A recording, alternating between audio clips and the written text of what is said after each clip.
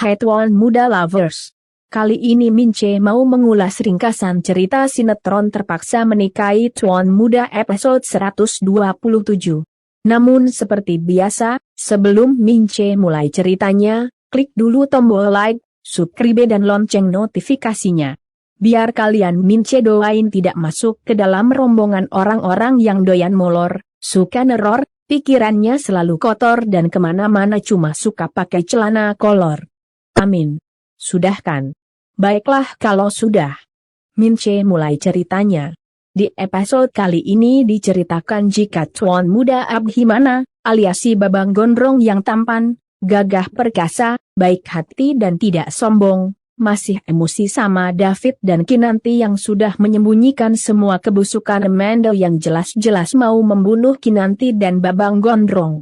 Tak lama pintu kamar terbuka. Kinanti masuk dan sambil menangis lalu memeluk Abhimana dari belakang sambil memohon maaf atas semua perbuatannya. Kinanti juga lalu bilang, "Saya benar-benar nggak ada maksud buat bohongin Mas Abhi. Waktu itu saya benar-benar percaya Amanda sudah berubah. Melihat dia begitu menderita sampai lumpuh saya memilih untuk nggak bahas kesalahan dia lagi karena saya yakin dia nggak bakalan berbuat jahat lagi. Namun Babang Gondrong yang emang masih emosi malah melepas pelukan Kinanti sambil kemudian menatap Kinanti dan bilang, 'Dasar bodoh.' Waduh. Babang Gondrong kayaknya emang benar-benar lagi emosi. Kinanti sampai dikatain bodoh. Kinanti pun terhenyak dan jadi sedih. Syukur. Makanya kalau ada apa-apa tuh cerita sama suami. Karena asal lu tahu Kinanti, Babang Gondrong melakukan semua itu karena dia sayang sama lu. Dan gak mau sampai kehilangan lu. Iya kan guys? Di tempat lainnya, Reno yang sudah janjian ketemu Cindi lagi bercermin dan siap-siap mau pergi ngedate. Tak lama Nita muncul sambil pura-pura bertanya heran. Emang dasar keong racun lu Nita? Pakai pura-pura nggak tahu lagi si Reno mau pergi kemana.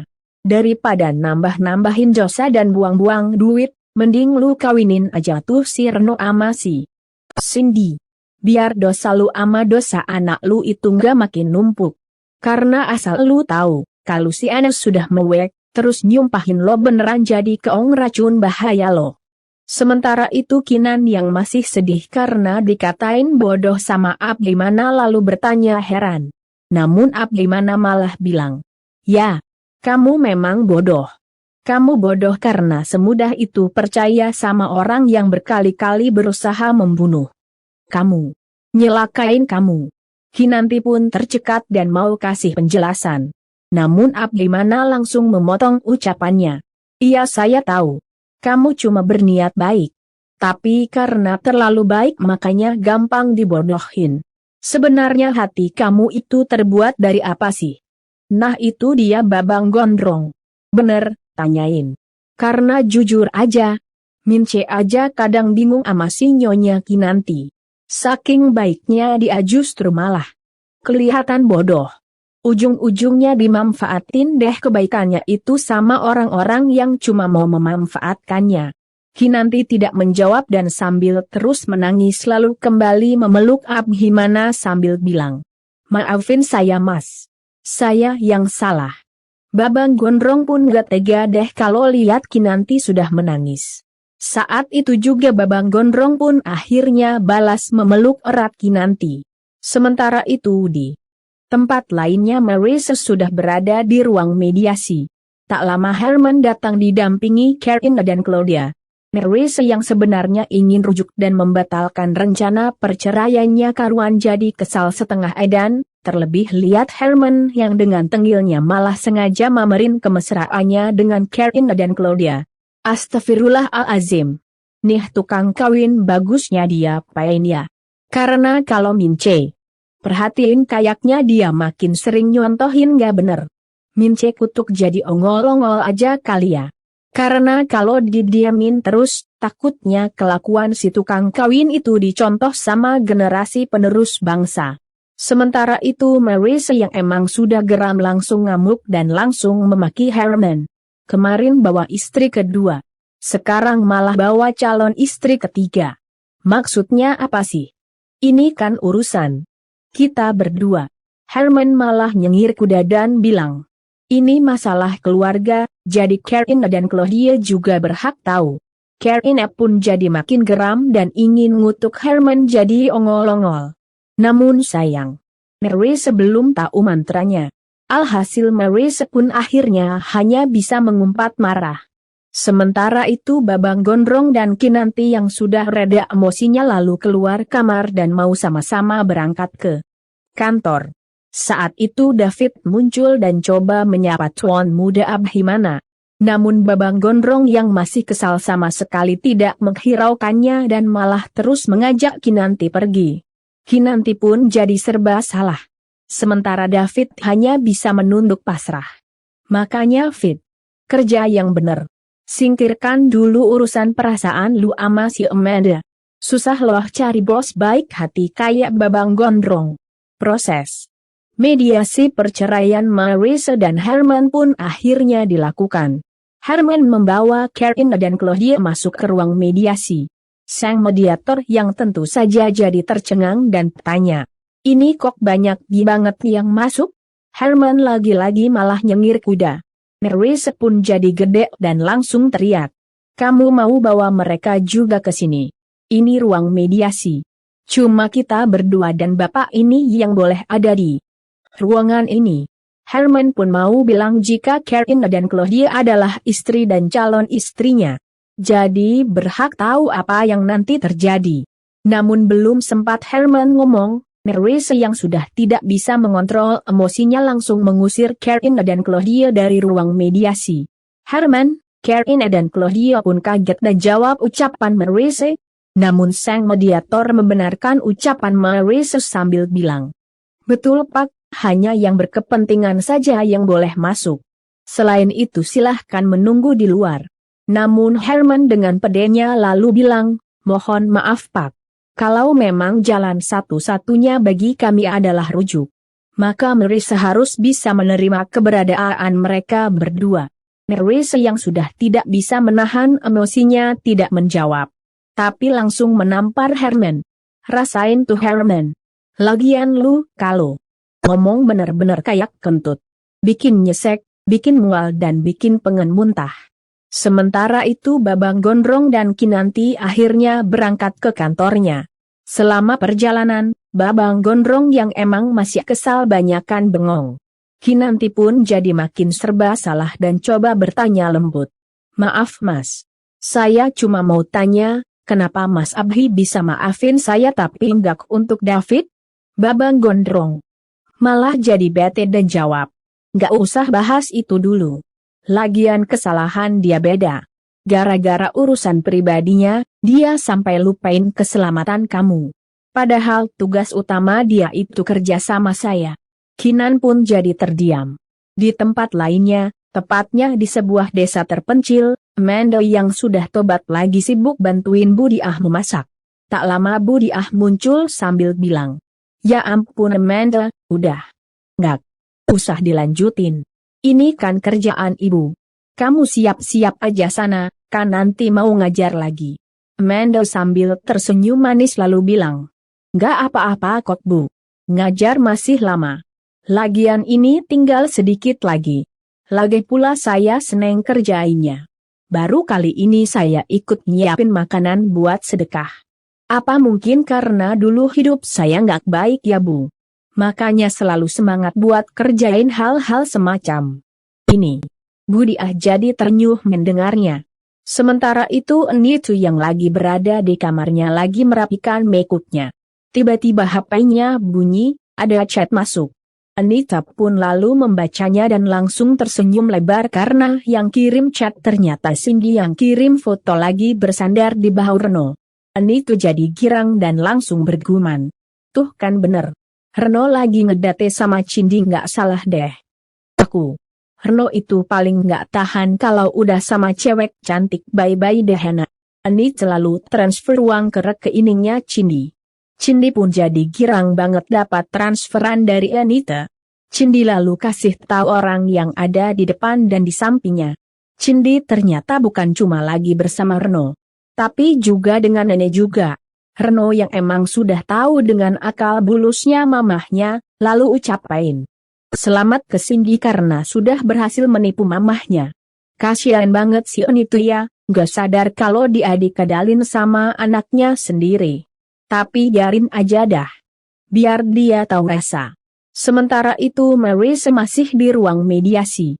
Di seberangnya Herman duduk sambil dia pit Karina dan Claudia. Mereka pun saling menatap tajam. Tak lama sang mediator muncul dan bilang, kami sudah melaporkan hasil mediasi hari ini ke hakim. Dan beliau minta Bapak dan Ibu hadir ke ruang sidang sekarang juga, karena berdasarkan hasil mediasi hakim merasa ini bisa diselesaikan sekarang. Marissa yang sebenarnya nggak mau cerai sama Herman kaget dan langsung bertanya heran. Jadi kami akan langsung sidang sekarang? Sang mediator pun mengangguk dan mengajak Marissa dan Herman masuk ke ruang sidang. Karina dan Claudia mau ikut. Namun, kali ini Herman mencegahnya dan bilang, kalian tunggu di sini aja ya. Karina dan Claudia mengangguk, tapi penasaran juga. Sementara itu Amanda yang sudah selesai memasak dan memasukkan masakan ke dalam kotak lalu membagikan makanan ke anak-anak yang ada di mushola. Amanda pun jadi haru dan senang karena seumur hidupnya baru kali ini dia berbuat baik sama orang lain. Syukur dah. Semoga aja si David, Babang Gondrong dan Kinanti melihat semua itu. Biar mereka tahu kalau lu emang benar-benar sudah tobat. Babang Gondrong yang kini sudah berada di ruang kerjanya lagi melihat layar laptopnya. Tiba-tiba ada yang ketuk pintu. Babang Gondrong pun lalu menyuruh masuk. Yang datang ternyata David. Babang Gondrong pun kaget dan jadi kesal. Sementara David sambil menunduk lalu bilang, maaf kalau saya mengganggu. Tapi saya merasa harus menjelaskan semuanya. Saya belum selesai David ngomong, Babang Gondrong langsung angkat tangannya, kasih kode agar David diam. David pun mengangguk dan langsung diam. Sementara itu Babang Gondrong lalu bilang, cukup. Kamu nggak perlu jelasin apa-apa. Karena saya juga lagi nggak mau dengar apapun dari kamu. David terhenyak dan mau kembali kasih penjelasan. Namun, Babang Gondrong keburu memotong ucapannya. Mulai hari ini, lebih baik kamu istirahat aja dulu di rumah, nggak usah ngantor dulu. David jadi makin kaget. Babang Gondrong lalu bilang, ini yang terbaik untuk kita semua. Daripada saya semakin emosi lihat kamu, lebih baik untuk sementara saya nggak lihat kamu dulu. David pun tidak bisa berbuat banyak dan akhirnya pergi dengan wajah lemah, letih dan lesu. Kinanti yang ada di luar tidak sengaja melihat David dan langsung menghampiri sambil tanya, kamu mau kemana? Ada tugas di luar? David menggeleng lemas sambil bilang, enggak. Tuan muda minta saya break dulu dari kantor. Kinanti kaget dan tanya, apa? Kok Mas Abhi gitu? David menggeleng bingung. Kinanti pun jadi prihati. Kamu tunggu sini bentar, Fit. Biar saya bicara sama Mas Abhi. Kinanti pun lalu mau ke ruangan Babang Gondrong. Namun David buru-buru menahannya sambil bilang nggak usah. Saya ngerti kok kenapa Tuan muda bersikap seperti ini. Saya emang udah sangat mengecewakan dia. David pun lalu pergi dengan langkah lunglai. Kinanti pun jadi menatap sedih. Gak usah pada lebay ah. Lagian itu semua salah kalian kok. Babang Gondrong bersikap tegas begitu biar kalian mau pada belajar dari pengalaman. Karena yang terjadi kemarin-kemarin, itu urusannya dengan nyawa. Kalau sampai nyawa Kinanti dan Babang Gondrong melayang, bisa kelar nih cerita sinetron terpaksa menikahi tuan muda. Iya kan guys? Sementara itu Marissa dan Herman yang mau melakukan sidang perceraian sudah duduk di ruang sidang. Hakim pun lalu bilang, sepertinya mediasi antara penggugat dan tergugat tidak berjalan dengan baik. Marissa dan Herman sama-sama terdiam. Hakim pun lalu menatap Herman. Saudara tergugat, kenapa Anda tidak mau rujuk? Herman pun lalu jawab, seperti yang saya bilang sebelumnya Pak Hakim. Saya mau Marissa terima istri kedua saya dan calon saya ini. Namun dari awal kan dia juga udah setuju. Nggak mungkin dong saya ninggalin mereka berdua. Di mana tanggung jawab saya? Kalau Marissa mau terima, ya saya juga nggak masalah rujuk sama dia. Hakim pun manggut-manggut sambil kemudian menatap Marissa dan tanya. Saudara penggugat, gimana? Apa Anda bersedia? Marissa yang masih emosi lihat Herman langsung berdiri dan bilang. Enggak Pak Hakim. Saya tetap mau cerai. Saya nggak sudi hidup tetap lagi sama kedua wanita itu. Herman pun hanya bisa menghela nafas panjang. Sementara hakim kembali manggut-manggut dan bilang, baiklah. Menimbang hasil mediasi dan juga pernyataan dari saudari penggugat, sepertinya memang sudah tidak ada kesempatan untuk rujuk kembali. Jadi diputuskan gugatan saudari Marissa dikabulkan. Dan kalian berdua resmi bercerai. Tok, tok, tok. Pak Hakim pun lalu ketuk palu. Karina dan Claudia pun langsung melonjak girang. Sementara Marissa hanya bisa menatap jengkel. Sementara itu Babang Gondrong yang masih berada di ruang kerjanya ngecek dokumen-dokumen perusahaannya. Tak lama Kinanti masuk dan pamit mau meeting sama klien. Babang Gondrong pun mengangguk. Kinanti bukannya pergi, namun malah mendekati Babang Gondrong sambil tanya soal David. Babang Gondrong pun jadi kesal lagi dan bilang, kamu tuh bisa nggak sih berhenti bahas David? Kinanti lalu jawab, tapi kasihan David. Saya yakin David nggak bermaksud rahasian. Semuanya dari Mas Abi. Babang Gondrong gimana pun jadi makin kesal dan bilang, cukup Kinan. Saya nggak mau dengar apapun. Apa yang David lakukan itu sesuatu yang fatal. Dia tahu tugas dia itu mastiin keselamatan kamu. Saya nggak akan pernah maafin dia.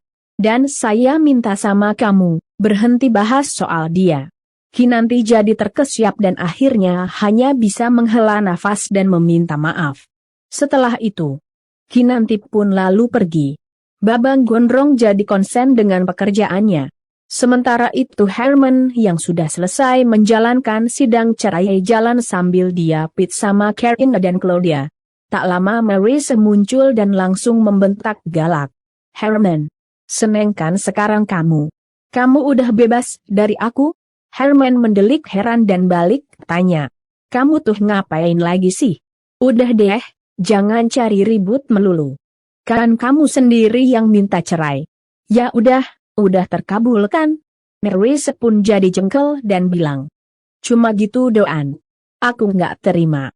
Aku harus dapetin sesuatu. Marissa pun lalu pergi dengan wajah geram. Herman, Karina dan Claudia malah tersenyum sinis. Di tempat lainnya, Reno yang baru ngadalin Anita pulang ke rumah sambil membawa kue-kue enak kesukaan Anita. Anita pun jadi seneng dan tanya. Tumben banget kamu ngasih mama kue. Ini kan kue kesukaan mama. Makasih ya sayang. Tapi ada apaan ini kamu sampai beliin mama kue gini? Reno lalu jawab. Ya nggak apa-apa sih mah. Toh uangnya juga pakai uang mama. Anita tercekat dan jadi menatap heran. Maksud kamu apa sih kapan mama ngasih uang ke kamu? Reno lalu jawab nggak kasih langsung ke aku, tapi ke dia. Reno pun lalu kasih lihat foto Yana dan Cindy ke Anita. Anita pun jadi shock dan reklep keceplosan ngomong. Loh itu kan si Cindy. Kok bisa dia foto sama Yana? Kelihatan akrab lagi. Reno lalu jawab. Bisalah. Karena Cindy itu temannya Ana. Anita pun jadi makin shock begitu tahu jika Cindy ternyata temannya Ana. Sementara itu Reno lalu tanya. Kok bisa-bisanya ya mama ngelakuin itu? Mama pikir dengan bayar Cindy buat misahin aku sama Ana bisa berhasil? Mama benar-benar keterlaluan. Anita pun jadi gelagapan sendiri. Sementara Reno lalu dengan tegas bilang. Mama gunain care apapun aku bakalan tetap tunangan sama Ana. Reno pun lalu masuk ke dalam kamarnya. Sementara si Keong racunan itu ambil HP-nya dan langsung telepon Cindy dan marahin Cindy. Keterlaluan kamu. Kenapa kamu nggak bilang kalau kamu kenal si Ana? Cindy malah sengaja ngeledek kalau bilang dulu nggak seru don, tante. Si keong racunan itu pun jadi emosi dan meminta Cindy mengembalikan uangnya. Cindy dengan santainya jawab, "Gak bisa gitu Don, Tante. Kan kita udah sesuai perjanjian. Saya ngajak kencan Reno, terus dapat uang deh. Saya kan udah ngelakuin apa yang Tante mau. So, thanks ya Tante." Dah. Cindy matiin telepon, senang. Anita pun jadi kebakaran bulu hidung. Kurang ajar. Beraninya si Ene mempermainkan aku. Lihat aja nanti. Aku gak akan tinggal diam. Bodoh amat ah. Lu mau jungkir balik juga Mince mah gak mau peduli. Lagian kenapa sih jadi orang jahat banget? Gak takut apa lu suatu saat nanti mendapatkan karmanya? Sementara itu Babang Gondrong yang masih berada di ruang kerjanya masih kepikiran Kinanti karena tadi sudah membentak Kinanti. Babang Gondrong pun jadi bertanya dalam hati. Kenapa aku jadi semarah itu sih sama Kinan? Dia pasti sedih aku bentak kayak tadi. Bikin ribet aja ini semua gara-gara David. Babang Gondrong pun lalu ambil HP-nya dan kemudian video call Kinan. Kinanti yang lagi dalam perjalanan mau ketemu kliennya lalu terima video call. Babang Gondrong pun lega dan langsung bilang, "Maaf. Tadi saya nggak bermaksud bentak kamu." Kinanti jawab, "Ya Mas, saya ngerti kok. Mas Abhi kan kalau lagi marah gitu."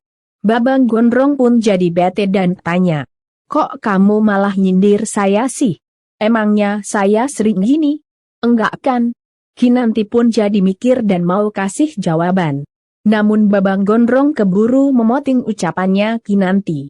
"Udah ah, telepon kamu mau minta maaf malah disindir gini nanti kita ketemuan abis kamu dari kantor klien kamu. Kasih tahu saya kapan meetingnya selesai." Kinanti pun mengangguk dan mengakhiri panggilan sambil tersenyum dan bergumam, "Bilang aja mau jemput aku malah gengsi." Sementara itu Herman, Karina dan Claudia akhirnya sampai rumah.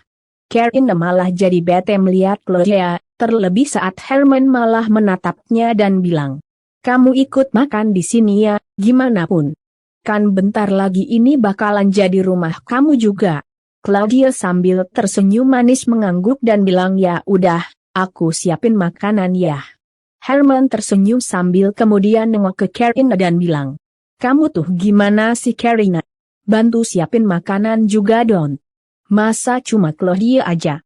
Karina pun jadi bete dan langsung beranjak ngikutin Claudia ke dapur. Namun saat itu tiba-tiba Marise masuk sambil mendobrak pintu rumah. "Nah loh, mau ngapain lagi si Marise? Bakalan ribut gede nih kayaknya." Sementara itu Kinanti yang sudah selesai meeting lalu telepon Abhimana, mengajak Abhimana ketemuan di kafe. Kinanti pun lalu bersama sopirnya pergi ke kafe. Namun sesampainya di sana parkiran ternyata penuh. Sopir pun terpaksa memarkir mobilnya di seberang kafe. Kinanti pun lalu keluar dari mobilnya dan mau menyeberang jalan.